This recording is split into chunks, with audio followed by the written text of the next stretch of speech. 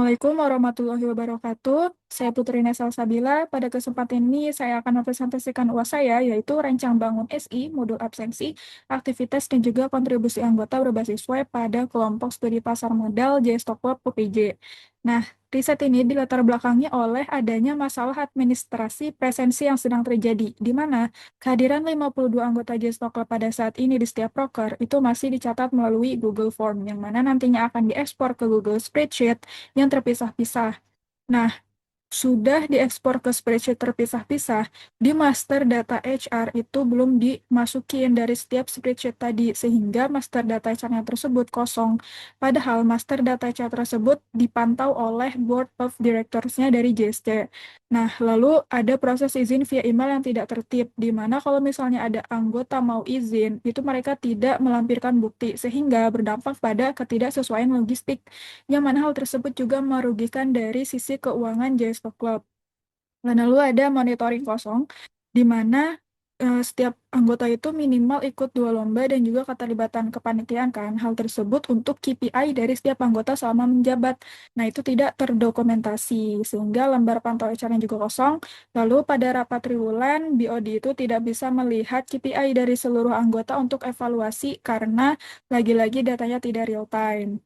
Nah, maka dari itu ada identifikasi rumusan masalah, yang mana identifikasi masalahnya itu sudah disebutkan juga sebelumnya di latar belakang, yaitu ada 5. Nah, lalu untuk rumusan masalahnya berdasarkan eh, identifikasi masalah yang sudah disebutkan, bagaimana rancang bangun sistem informasi modul absensi dan aktivitas serta kontribusi anggota berbasis web pada kelompok studi pasar modal atau JSTOKOP Universitas Mangunan Jaya.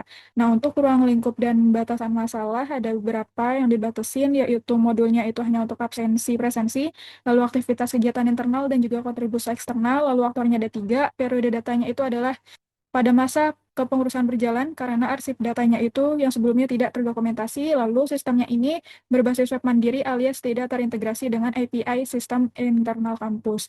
Nah, berikut adalah maksud dan tujuan riset dan rumusan hipotesanya.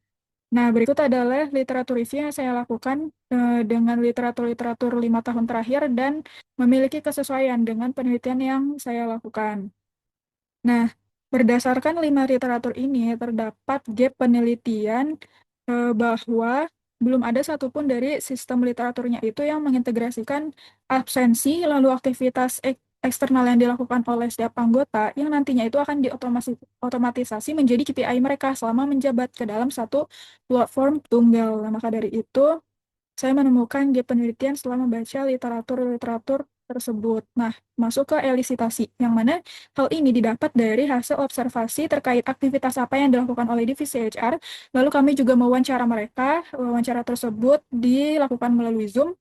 Nah, lalu terdapatlah elisitasi tahap 1, yang mana kami tuangkan berdasarkan kebutuhan fungsional dan juga non-fungsional. Nah, selanjutnya ada elisitasi tahap 2, di mana pada saat ini diklasifikasikan menjadi mandatory, desirable, dan juga inessential. Nah, kenapa di sini kok di checklistnya mandatory semua gitu? Karena berdasarkan wawancara kami, memang semua kebutuhan fitur yang ada di sini itu mutlak. Jadi kalau misalnya fiturnya tidak ada, itu sistemnya dianggap gagal untuk mendukung operasional dari divisi HR itu sendiri.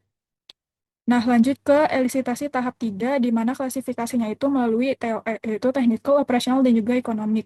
Nah, untuk technical ini adalah menilai apakah dari teknologi lalu keahlian yang ada saat ini itu memadai untuk membangun fitur-fitur yang ada di sini. Nah, memadai, maka dari itu dicantangi di low, dan ada beberapa juga sih yang medium. Nah, untuk operasional itu dari nilai ini apakah kemampuan organisasi pada saat ini itu mampu dan siap menjalankan fitur tersebut. Nah, maka dari itu di checklist berdasarkan wawancara ada yang medium, terus juga ada yang low.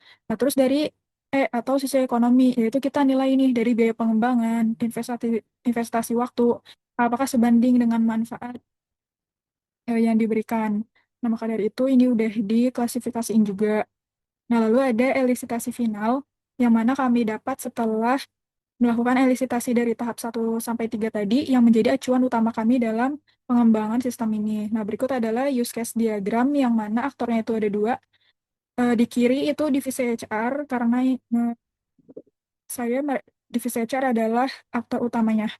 Nah, lalu dia ada 5 aktivitas yang berkaitan dengan sistem. Nah, lalu dari anggota JC-nya itu hanya 2 aktivitas yang berkaitan dengan sistem. Nah, karena di sini ada 7, nah maka di spesifikasi use case-nya juga ada 7. Nah, karena di sini cuma use case-nya cuma segini doang, maka dari itu dispesifikin lagi di spesifikasi use case. Mungkin aku akan jelasin satu aja gitu ya. Nah, nama use case yang pertama itu ada mengelola data kegiatan yang akan dilakukan oleh divisi HR. Nanti divisi HR-nya itu harus memilih menu mengelola data kegiatan dulu sebagai trigger.